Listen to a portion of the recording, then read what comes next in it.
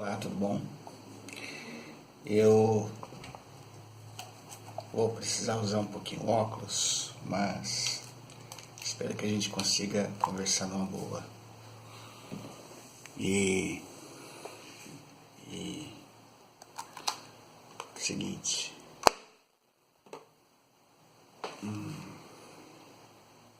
agora sim. Bom, o vídeo que eu vou apresentar hoje é mais uma explicação. Cuidado que nós devemos ter com a língua portuguesa. Eu vejo muito na internet o pessoal escrever mais, mas, escritos ao invés de inscritos.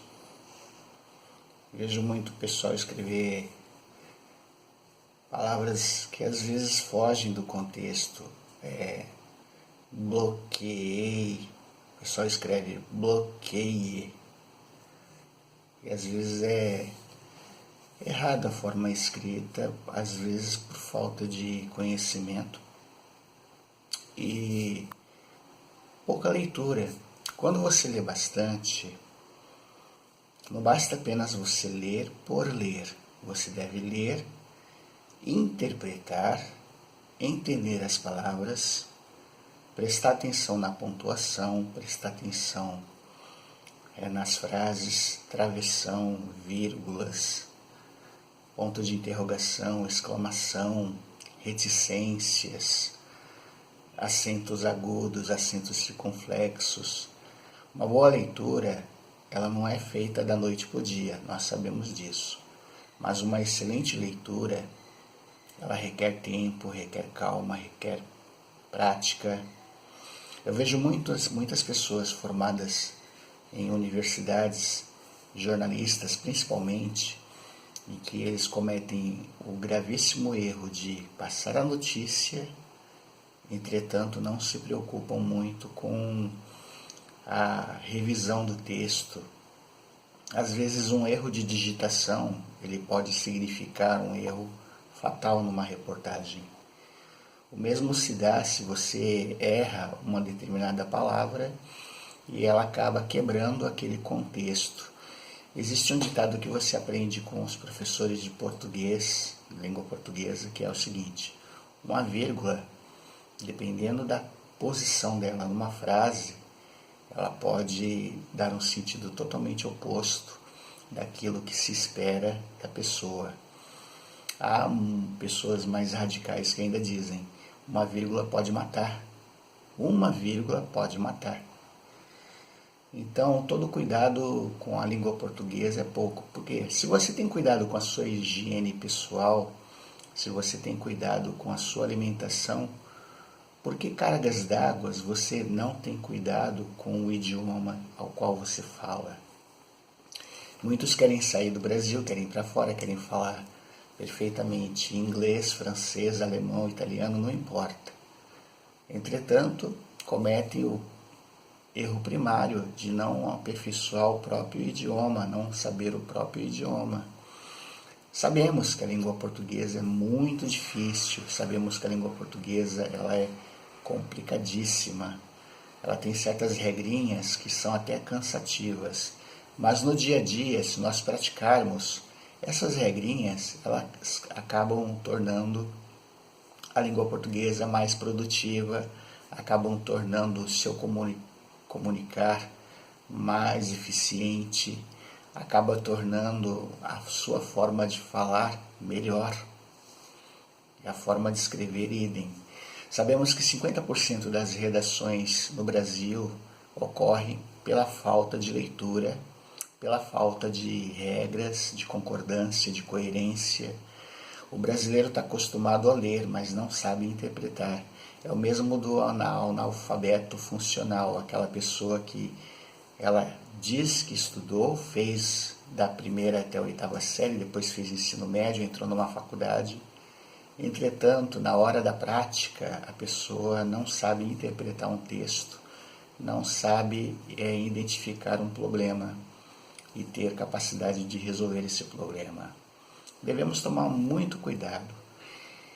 Eu sou uma pessoa que eu adoro a língua portuguesa, né?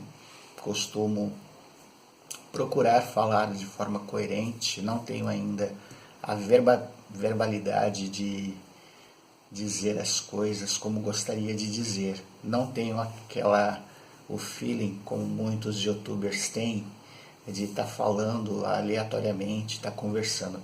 Eu sei que muitos youtubers eles utilizam de textos para se expressar, utilizam de técnicas de gravação, utilizam de cortes em vídeo para expressar melhor, para falar melhor. Eu não tenho ainda esse feeling. Entretanto, costumo ter o feeling de tentar me expressar da melhor maneira possível para que a pessoa entenda. É difícil? É difícil, mas nada como a praticidade, nada como você ir treinando no seu dia a dia. Isso se dá também na língua portuguesa. É fácil escrever? Muitos já estão acostumados a digitar os textos no teclado, porém tem muitos que escrevem ainda manuscrito na caneta. Entretanto, poucas pessoas se preocupam em ler o que escrevem e o que é pior ainda, poucas pessoas se preocupam em interpretar aquilo que escreveu. E a língua portuguesa está aí.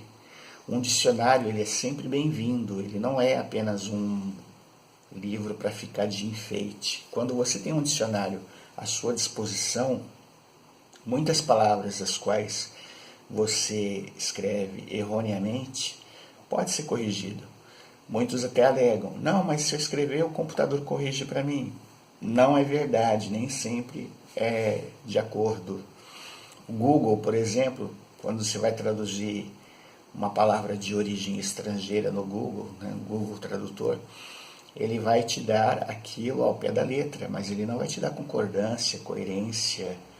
Existem frases que elas são consideradas frases de duplo sentido, muitas vezes, né, traduções nem sempre são literais.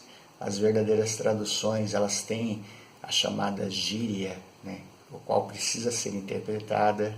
Se você tentar traduzir literalmente, não vai dar certo. E o mesmo ocorre com a língua portuguesa. A língua portuguesa existem certas macetes, certas regras, os quais você deve levar em consideração. Você deve escrever de forma correta, coerente, saber interpretar seu texto, saber seguir o rumo. E eu vejo muito erros em língua portuguesa, principalmente em comentários no YouTube, em comentários no Facebook, em comentários no WhatsApp. As pessoas não se preocupam.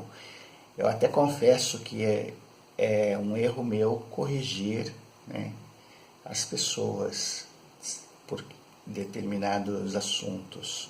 Entretanto, eu faço isso às vezes instintivamente. Por quê? Porque eu gosto da língua portuguesa, eu leciono inglês e entendo a necessidade da pessoa escrever de forma correta. Da mesma maneira, você não vai comer uma comida estragada, né? Quanto mais estragada a comida, pior, você não vai deixar ela passar para o seu estômago. Agora, por que você deixaria então passar o idioma de forma errada? Seus filhos, mais cedo ou mais tarde, eles vão ler aquilo que você escreveu, que vai ficar na internet, e eles vão até questionar você o porquê que você escreve errado, porquê que você escrevia errado. Não adianta você dar desculpa, meus filhos têm mais condições de aprender do que eu.